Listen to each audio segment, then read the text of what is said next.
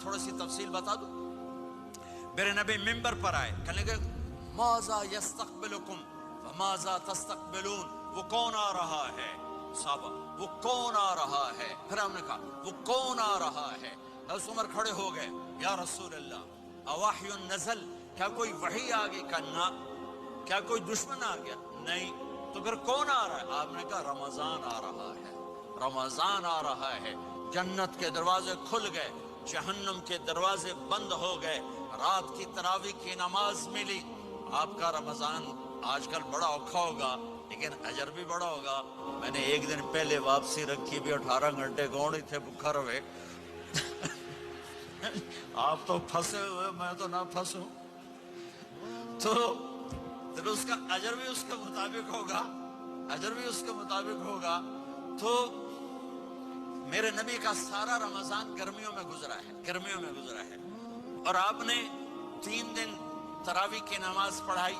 پہلے کسی امت پہ تراویح نہیں آئی, ہماری امت, اس امت پہ تراویح کی نماز آئی. پہلی امت کا روزہ مشکل, تو ہمیں ایک آسانی ملی, قیس بن سرمہ. پہلی امت کا روزہ 24 گھنٹے, 24 گھنٹے, 24 گھنٹے. جب ہمارے اوپر رمضان آیا 24 گھنٹے. پہلا روزہ, دوسرا روزہ. قیس بن سرمہ ایک صحابی ہیں, اونٹ چرانے والے. اگلا روزہ کیسے شروع ہوتا تھا؟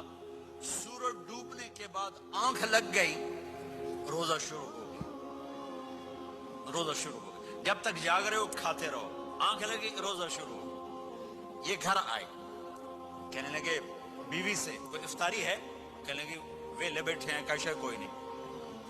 پھر کہنے لگے تو اتنا تھک کے آیا ہے تو چلو میں تیرے لیے کچھ انتظام کر کے لاتی ہوں. اب یہ تھکے ہوئے آئے تھے, یہ لیٹے اور آنکھ لگ گئی, سورج ڈوب گیا. بیگم کو آنے میں دیر ہو گئی. جب وہ آئی دیکھا تو سوئے ہوئے. کہا لگتا ہے ابن سرمہ, ارے سرمہ کے بیٹے تیرا تو کم ہو گیا. ان کی آنکھ کھلی, کیا ہوا؟ کہ اگلا روزہ شروع ہو گیا. تو ظہر کی نماز میں آئے, مسجد میں تو بے ہوش ہو کے گر گئے. تو اللہ کے نبی نے پوچھا اس کو کیا ہوا؟ کہ یا رسول اللہ یہ سحری کے بغیر روزہ شروع کر دیا. تو میرے نبی کا دل ایک دم مٹھی میں آیا, تو میرے اللہ نے قرآن اتارا, چل میرے حبیب آپ کو رنجیدہ نہیں دیکھ سکتا, آپ کی امت کو اجازت ہے, سحری تک کھاؤ, کلو وشربو حتی یتبین لکم الخیط